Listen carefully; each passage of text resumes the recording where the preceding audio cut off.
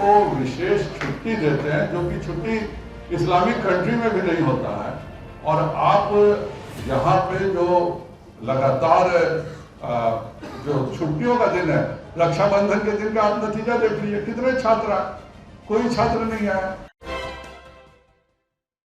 नमस्कार, देख रहे हैं आप सिटी पोस्ट लाइव और मैं हूं आपके साथ पूजा शर्मा। मुंबई में हुई इंडिया गठबंधन की बैठक को लेकर बीजेपी के पूर्व प्रदेश अध्यक्ष संजय जायसवाल ने इंडिया गठबंधन पर निशाना साधा है। साफ तौर पर कहते हुए नजर आए हैं कि 2-3 दिनों में इन्होंने सिर्फ मिनिमम 2-3 ही प्रोग्राम बनाए हैं, इससे ज़्यादा कुछ नहीं। इसी के साथ साथ उन्होंने कहा कि इस गठबंधन में जितने लोग शामिल हैं वो सारे के सारे भ्रष्टाचार हैं। ऐसा कोई व्यक्ति नहीं है जिनके घरों पर ईडी की या फिर सीबीआई की छापेमारी ना हुई हो।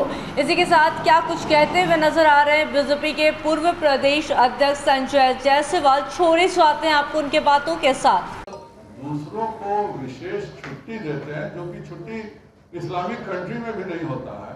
और आप यहाँ पे जो लगातार जो छुट्टियों का दिन है, रक्षाबंधन के दिन का आप नतीजा देख लीजिए, कितने छात्र आए, कोई छात्र नहीं आया। छठ में आप स्कूल चला करके कितने छात्र बुला लीजिएगा। तो ये शिक्षा में सुधार हो। मैं तो जब प्रदेश अध्यक्ष था और एनडीए की थी, तब भी मैं कहता था कि ये बिहारी है और हमेशा से शिक्षा विभाग जदयू में रहा है और 3 साल के ग्रेजुएशन कोर्स 6 साल करा करके ये अपना वाहवाही मानता है। आज शिक्षा विभाग वहां से जो गया है, उनको भी काम धंधा एक ही है कि रामचरितमानस पर विवाद करना। इसके अलावा तो आज के शिक्षा मंत्री का कोई दूसरा काम नहीं है। जो नीतियां हैं वह सभी के लिए होनी चाहिए, सामाजिक रूप से एक सभी का नीति होना चाहिए। पर यह सरकार केवल तुष्टिकरण पर चल रही है। हमारा सबसे बड़ा ऐतराज इस पर।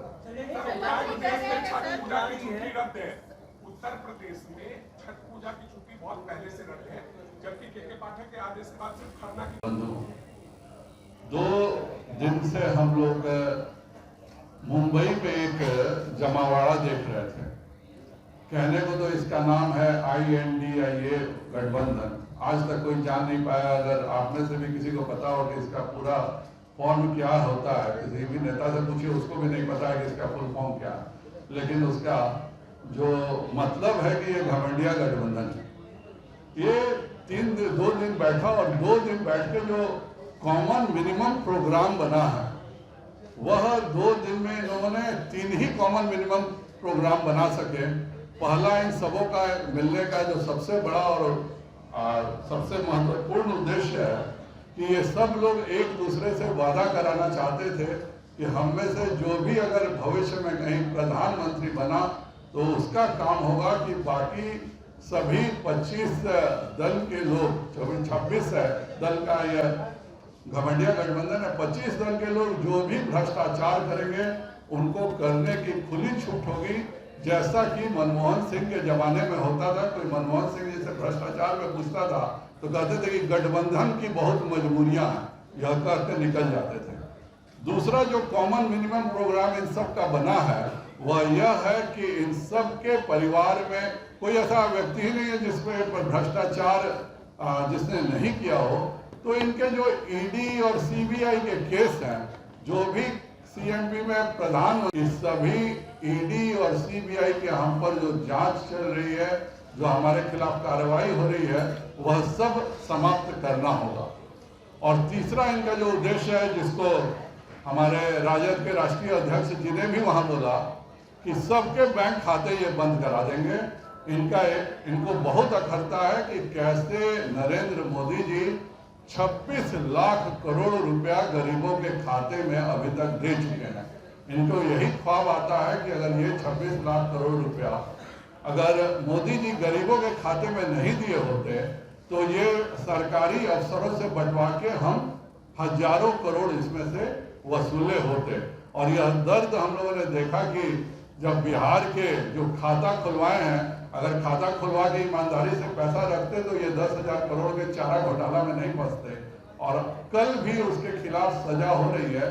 तो इनका तीसरा खुल के बोल दिया कि जो खाता खुला ये सब बंद कर देंगे, पर यह उन्होंने नहीं बोला कि जो पैसा गरीबों को मिल रहा है वह सारा पैसा सरकारी अफसरों के माध्यम से बंटवाया जाएगा।